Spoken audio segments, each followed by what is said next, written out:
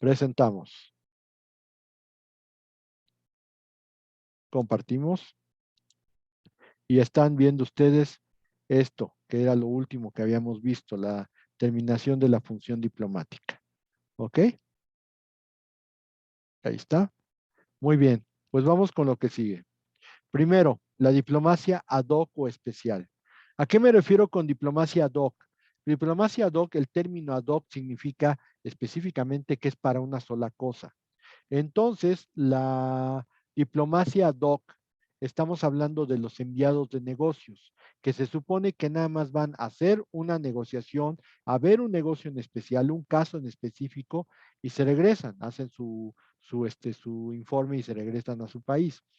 Aquí habría que empezar a comentar que la convención que le da sustento a esta diplomacia ad hoc o especial es la Convención sobre Representación Especial de 1969.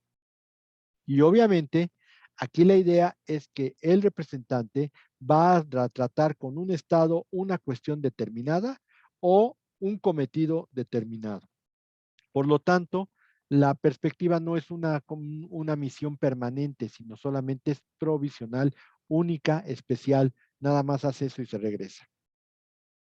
Por lo tanto, su manejo es atendido por los ministerios de Asuntos Exteriores. Muchas veces sí conocen al jefe de Estado, pero todo queda en relaciones o asuntos exteriores. Tienen un régimen de inmunidades y privilegios similares a los miembros de misión permanente, es decir, inviolabilidad personal, inviolabilidad sobre sus cosas e inviolabilidad sobre su función. Y en las mismas circunstancias, el Estado que recibe a esta persona tiene que darle su placet y también, si quiere, se lo puede retirar en el momento en que ellos lo digan. Técnicamente, la situación de la diplomacia ad hoc y por lo cual se tiene que estudiar un poquito, digamos, separado de los demás, es que como es una diplomacia especial, por un caso específico, pues tiene esas características que lo hacen ser distinto. Ahora bien, en la representación ante organismos internacionales. Aquí hay otra conferencia del 75, la Convención de Viena, sobre la representación de los estados en sus relaciones con las organizaciones internacionales de carácter universal. El régimen es similar a la de los agentes diplomáticos, inmunidad personal sobre las cosas y sobre la misión de representación. Tienen inmunidades y privilegios diplomáticos iguales, también el tamaño de las misiones en cada uno de los organismos se maneja directamente. También hay inviolabilidad de las misiones. En este caso, muchas veces son cuartos de hotel o habitaciones particulares. Los derechos y obligaciones de los estados acreditantes y receptores tienen que ser de manera similar. Dicho de otra manera, si tú vas a ir a representar a México ante un organismo, vamos a pensar la OIT, que tiene su sede en Suiza, pues obviamente Suiza te tiene que dar el placet. No porque vayas a representarlo ante una organización internacional, puedes mandar a una persona que no se considera buena, digna, persona grata en Suiza y por lo tanto, pues te puedes meter en un problema. Entonces, antes de mandar a tu representante, tienes que tramitar ante el Estado su placet.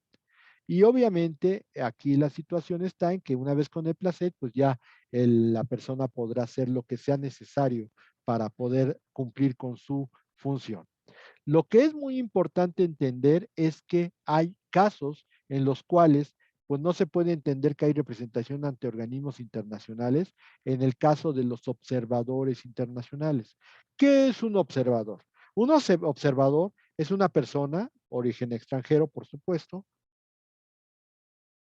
que llega a un país para ver, por ejemplo, violación de derechos humanos. Aquí en México lo estuvimos viendo mucho durante los años del 2000, no, del 88 al 2016, en los cuales venían observadores extranjeros a ver cómo se estaban llevando a cabo las elecciones. ¿Por qué? Porque se comentaba que era muy importante para algunos países ver que en México en verdad se estuviera celebrando las elecciones democráticas. Y como la elección democrática podemos sentarla a partir del año 2000, pues cada 6 años vienen observadores internacionales. El único problema con esto es que estos observadores internacionales no son para organismos internacionales, sino son de organismos no gubernamentales como Human Rights Watch o Amnistía Internacional, y lo que hacen es entrar al país con autorización para observar. No pueden intervenir, no pueden decir esta boca es mía, lo único que hacen es observar. Pero es un régimen muy especial porque obviamente este tipo de extranjeros, observadores internacionales, no son, no caerían dentro de la Convención del 75, pero tampoco caen ni en la del 63 ni en la del 69.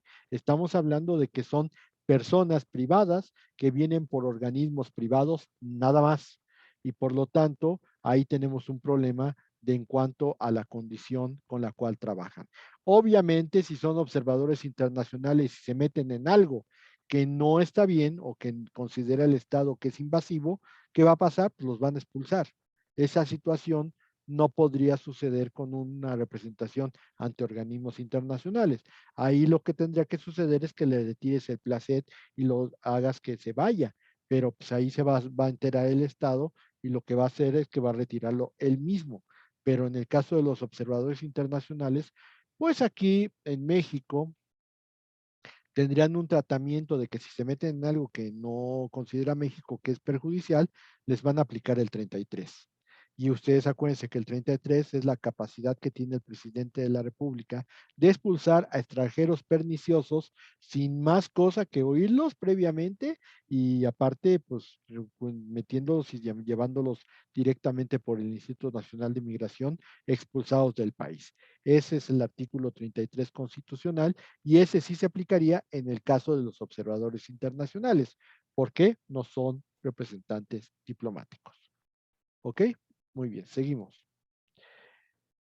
La protección de los agentes diplomáticos, esto también tiene mucha cuerda, principalmente porque a partir de los años 70, bueno, y antes, en los años 50 y 60, con la Guerra Fría, los diplomáticos se convirtieron en unas víctimas específicas para ciertos actos terroristas. Todavía en los 80 y los 90 fue muy cotidiano el hecho de que se ponían coches bombas fuera de las embajadas de los Estados Unidos, explotaban y entonces dañaban muy fuerte a la embajada y en alguna ocasión hasta el embajador moría. Obviamente en estas circunstancias lo que estamos hablando es que son personas que son muy expensas, muy propensas a ser atacadas por ataques terroristas. En este orden de ideas, en 1973 se adoptó la Convención sobre la Prevención y Castigo de Delitos contra Personas Internacionalmente Protegidas, incluyendo a los agentes diplomáticos. ¿Por qué? Porque la persona internacionalmente protegida se considera a un jefe de Estado, a un jefe de gobierno, a un ministro de Asuntos Exteriores, a cualquier familiar que los acompañe, y aquí tendríamos que hablar de que también son los embajadores y sus familias, para que en este sentido, cuando están en un país extranjero, pues también cualquier representante del país o ante organizaciones internacionales gubernamentales se considera persona internacionalmente protegida. De tal modo que la obligación que asumen los países a los cuales pueda causarse un daño terrorista o un acto terrorista en contra de algún embajador o algún agente diplomático, es el hecho de que los estados asumen la obligación de castigar cualquier acto de violencia contra personas internacionalmente protegidas o incluso la amenaza de hacerlo como delitos contra el derecho internacional. Y en el Código Penal Federal, precisamente hay un capítulo específico que dice delitos contra el derecho internacional. Ahí viene establecido la implementación de este tratado en el caso de que si se ataca a un funcionario diplomático con un acto de terrorismo, se va a perseguir como delito contra el derecho internacional. Eso ya está regulado en México y existe en el Código Penal Federal. ¿Ok? Muy bien. Vamos a otra situación muy interesante, el derecho de asilo. El asilo político o el asilo, pues tiene una genealogía muy importante. Por ejemplo, en Grecia o incluso en la Edad Media, si un delincuente entraba a un templo, automáticamente cesaba su persecución. O sea, se metía al templo y ya se salvaba. Posteriormente, con la Iglesia Católica, si una persona perseguida entraba al templo, pues cesaba la persecución. Había ocasiones en que si se podían poner en las piernas de los sacerdotes, por no dañar al sacerdote, se cesaba su persecución. Sin embargo, el término asilo ha cambiado mucho a las perspectivas actuales. Hoy es el derecho que tiene una persona que escapa de la jurisdicción local de su país y que se refugia en un territorio distinto, en una embajada, en un avión o en un barco, siempre y cuando se trate de un delito político, que sea un perseguido político. Yo les comentaba, hay una película muy interesante que se llama El juicio de los 6 de Chicago. Véanla, es jurídica, es muy interesante, es muy buena y aparte tiene muy buenas actuaciones. Pero se habla de un grupo de personas que están protestando por algo en la Convención Republicana en Chicago y de pronto, pues hay golpes, hay daños, hay personas golpeadas y entonces a los 6 líderes de los grupos principales de estos grupos que fueron a protestar, los meten a juicio. Y resulta ser que en el punto más álgido de la película, precisamente el defensor, habiendo demostrado que la policía de Chicago hizo todo lo necesario para entramarlos, para hacerles ocasionales una encerrona y que no tuvieran otra forma de escapar más que a la fuerza, y de ahí se agarraron para darles de palazos a ellos. Entonces, él, una vez que ya se determinó eso, Jeff sube al estrado a uno de los líderes de los 6 acusados, y entonces él habla muy interesante porque de pronto le dice, ¿a usted sabía que cuando llegara a Chicago lo iban a detener? Y si lo sabía, ¿por qué lo hizo? Y dice, pues en primera, a lo mejor sí lo sabía o no lo sabía, pero sería la primera vez que alguien me va a meter a la cárcel por lo que yo pienso. Ese es el típico caso. Un perseguido político es aquella persona que huye de un país porque lo están persiguiendo, no porque haya cometido delitos, no porque haya cometido daños, sino porque es un enemigo, es un opositor, es una persona que está siendo perseguida por su pensamiento. Entonces hay que distinguir dos cosas. Una cosa es el perseguido político y otra cosa el delincuente común. Para el delincuente común que haya cometido asesinato, lesiones, violación o todo lo que ustedes gusten y manden, pero que es un delincuente material, existe la extradición. Si lo pescan, lo detienen y lo someten a lo que dice un tratado de extradición y si procede, lo regresan al país que lo pidió. Eso es lo que va a pasar con una extradición. Pero debe de haber lo que los penalistas llaman un cuerpo del delito. Dicho de otra manera, se debe de desprender una presunta responsabilidad de la comisión del delito y entonces procede la extradición, pero el perseguido político lo están persiguiendo por lo que piensa y entonces empieza a ser más fundamental saber por qué lo están persiguiendo, porque no lo vas a entregar de ninguna forma. De por sí, en la extradición, por ejemplo, es un caso de lo que nosotros hacemos como mexicanos, nosotros no estamos obligados a entregar en extradición a una persona, a un delincuente o un presunto delincuente más bien. Sí, en el país donde se va a llevar a cabo el juicio penal, la pena de muerte está involucrada. ¿Por qué? Porque México no cree en la pena de muerte. Y en esos casos no procederá la extradición. Si sé que lo van a mandar allá para matarlo, no lo entrego.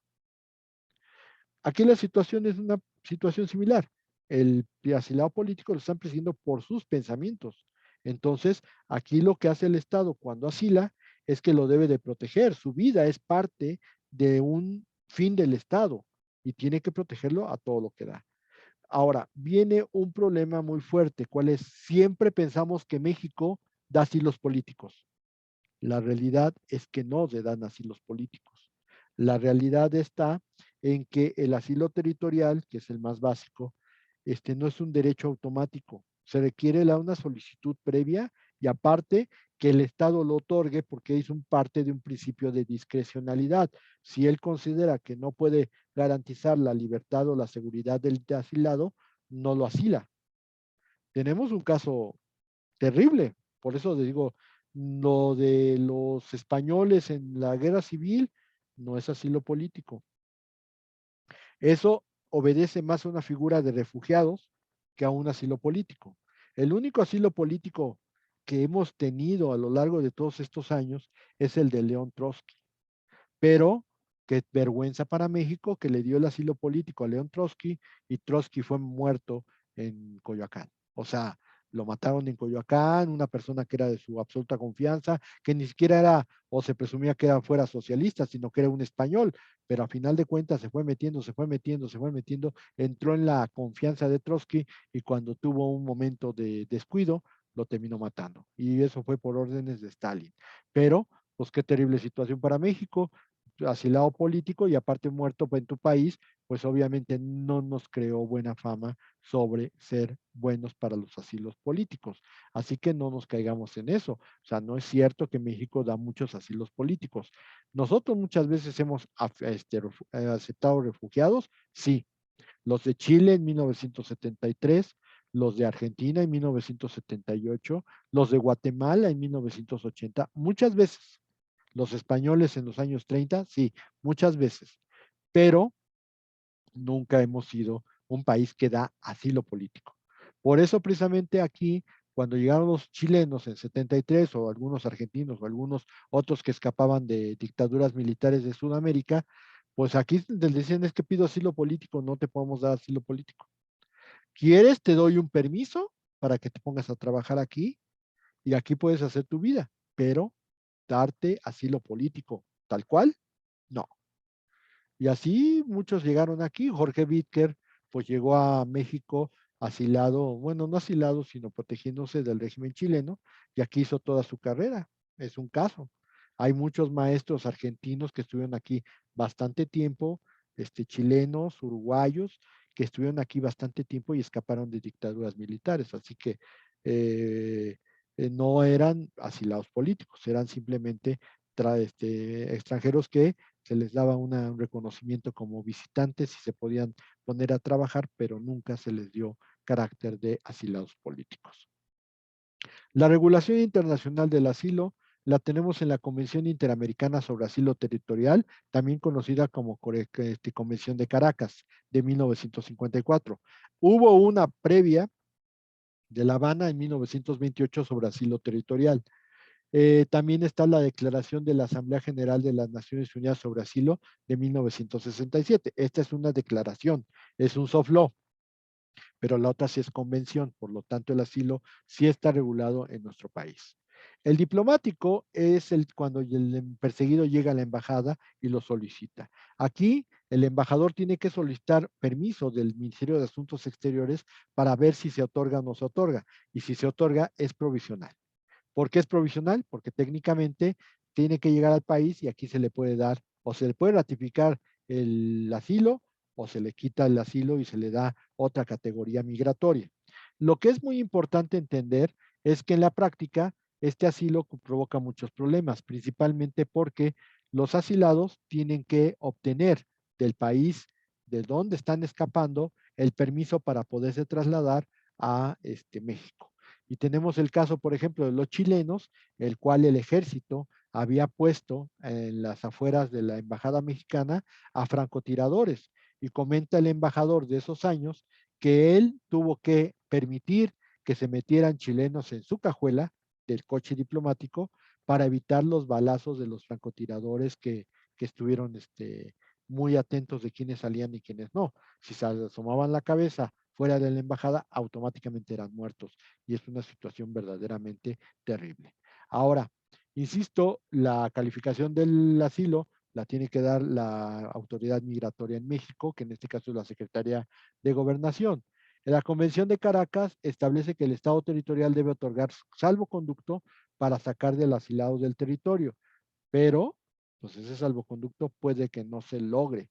Y tenemos el caso de Julian Assange, que pidió asilo político en la Embajada de Ecuador. Ecuador se lo dio, pero ¿qué creen? Reino Unido jamás le quiso dar ese salvoconducto y estuvo en la embajada como cerca de 8 años hasta que tuvo que salir y lo arrestaron las autoridades inglesas. Yo hasta donde sé, Julian Assange no ha sido condenado, no se sabe que haya estado en la cárcel, no sabe si sigue estando en la cárcel, pero a final de cuentas, pues es un caso de asilo político que llama mucho la atención. ¿Ok?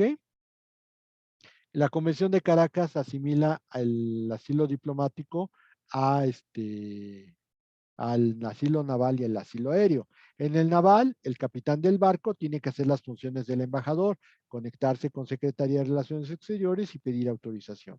El asilo aéreo, el capitán del avión también tiene que hacer esa función de comunicarse con el ministerio y en algunos casos se podrá permitir el asilo político provisional y en otros casos no.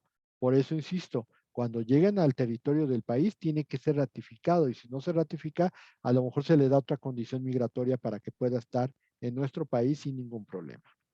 Ok, la representación consular. Hemos hablado de representación diplomática de Estado a Estado, pero la representación consular se maneja de manera distinta. Son dos tipos de relaciones. No necesariamente estamos hablando del mismo. Son dos tipos de relaciones. Hay relaciones diplomáticas, hay relaciones consulares. Esta se regula por la Convención de Viena sobre Relaciones Consulares de 1963. La función consular actual es muy distinta a la figura del cónsul romano. El cónsul era un funcionario de autoridad. Acuérdense que en la República había dos cónsules que eran electos por el Senado y solamente en caso de que el Imperio Romano estuviera en peligro, se podía dejar a uno de estos cónsules como del dictatore. Sin embargo, también se desprestigió tanto la figura que Calígula nombró cónsul a su caballo y obviamente tampoco se parece mucho a la figura del cónsul en derecho mercantil, que en la Edad Media el cónsul en derecho mercantil era una persona muy avesada, muy disciplinada en cuestiones mercantiles que resolvía conflictos entre los propios comerciantes. Nosotros hemos definido que el cónsul es un funcionario que se encarga de realizar una serie de tareas administrativas por parte de un Estado en el territorio del Estado receptor. Esta definición me parece muchísimo más correcta que la que nos dice la Convención de Viena, que la cual, si la hubiera dictado Mario Moreno Cantinflas, me hubiera muerto de la risa, pero pues no la dictó Cantinflas, así que lo que dice la Convención de Viena dice, es funcionario consular, significa cualquier persona, incluyendo al jefe de un puesto consular, a quien han sido confiado el ejercicio de funciones consulares. Ya ven que se oye, pero del nabo, eso de que, ay, es que renuncia cuando renuncia y reconoce cuando reconoce, pues esto es la misma situación y está en un tratado. Obviamente aquí el problema está en que todo lo quieren definir al ejercicio de funciones consulares y las funciones consulares no siempre están bien definidas. Pero bueno, a final de cuentas, la primera definición que dimos es la mejor. Pero, ¿cuáles son las funciones consulares? Porque a final de cuentas, eso es lo que nos está causando problemas. Bueno, a grosso modo, aquí están todas de manera un poquito más específicas, pero a grosso modo, un cónsul normalmente protege los intereses de sus nacionales o de las empresas jurídicas que actúan dentro del territorio del distrito consular. Obviamente también tiene que desarrollar relaciones de comercio, relaciones amistosas, científicas o culturales con el Estado receptor, principalmente en el distrito consular a que se refiere. También se puede informar de las condiciones y evolución económica, cultural, científica del Estado receptor. Esta es una función muy importante, facilitar pasaportes y documentos de viaje a los nacionales en el Estado o bien hacer los visados de las personas europeas o más bien extranjeras que quieran llegar al país. En Europa es muy común que haya muchas muchachas solas que están viajando en mochilas y resulta ser que hay gente en los trenes, principalmente esto me ha pasado me han contado que pasa mucho en los trenes, en el sentido de que pues les ponen un narcótico en el té y cuando se dan cuenta ya les vaciaron los portaequipajes, ya se llevaron las maletas, obviamente el dinero, obviamente los pasaportes, y resulta ser que se quedan sin nada. Obviamente en estas circunstancias, en cuanto tengan la primera oportunidad, hay que llamar al consulado, hay que hacer reposición de todos los documentos de viaje y entonces se entregan documentos de viaje para que se puedan regresar estas personas y sobre todo para que si hay algún problema con su estancia en esos países puedan ser automáticamente repatriadas. Obviamente los países los extranjeros que quieran llegar a México y necesiten visa, pues tienen que hacer su visado en el consulado. Proteger las personas de sus connacionales, actuar como notario y oficial de registro civil. Tú tienes un hijo en Estados Unidos y quieres que sea mexicano, yo diría que para qué, pero bueno, si quieres que sea mexicano, pues tienes que ir al consulado para obtener un acta de nacimiento como si el cónsul fuera oficial del registro civil. Otra situación, tú necesitas que en México se lleve a cabo el ejercicio de un poder, pues vas con el cónsul y con el cónsul te puede dar el poder que requieras en las condiciones que dice el Código Civil. ¿Qué pasó, Ricardo?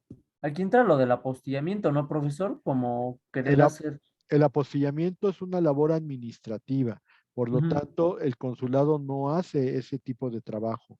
O sea, Lo hace directamente una autoridad administrativa dentro de los gobiernos, ya sea qué tipo de documento quiera, si es estatal o es federal. En el federal, los que hacen la apostilla son la Secretaría de Gobernación. Si es a nivel local, pues si vamos al Estado de México, digo más bien al Distrito Federal, bueno, a la Ciudad de México, tiene que ir a la Dirección General de Asuntos Jurídicos y Legislativos de la Ciudad de México, que está en donde está el Archivo General de Notarías, y ahí hacen el apostillado. Pero el apostillado no es propiamente una actuación que haga el cónsul. Lo que entonces, hace, ¿cómo se le llama, profesor? Disculpe que lo interrumpa, a cuando yo quiero hacer válido mi, no sé, un testamento en ajá, el extranjero, digamos, una persona vive en el extranjero, ah, falleció ya, dejó un testamento y dejó tierras aquí. esa se llama legalización. Ah, ok. Y eso sí lo hacen los cónsules, pero no es Eso fue lo que me confundí. legalización, pero eso no lo hacen los cónsules. Los cónsules lo que hacen para la legalización es que les presentan un documento jurídico de ese país, va al juzgado y checa que las personas que firmaron el documento en verdad existan. Y entonces con eso dan una razón de que las firmas sí son de las personas que laboran como pues la autoridad que dice que emitió el documento. Pero eso es legalización de documentos, no lo hace el cónsul, no hace el apostillado. Eso se hace en oficinas administrativas dentro de los gobiernos, tanto federal como local. ¿Ok? Lo que sí hace el cónsul, en este sentido, es representar y en su caso conseguir ayuda legal para los connacionales y facilitar las cartas rogatorias. Es decir, para las cartas rogatorias ya debe de llevar el apostillado y ellos hacen el trámite. ¿Les cobran a los que quieren el trámite? Sí, pero, pero no hacen ellos el apostillado, sino que hacen el trámite para llevar a cabo notificaciones o para ingresarlos al juzgado y que se puedan llevar a cabo el desahogo de las pruebas. Eso es algo que normalmente puede suceder, pero si no, no hacen eso que usted decía. Baje la manita nada más, ¿ok?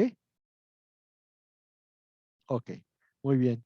Ahora, hay supervisión sobre buques y aeronaves, labores de investigación en incidentes de buques y aeronaves, el manejo de relaciones consulares no significa el reconocimiento de un Estado.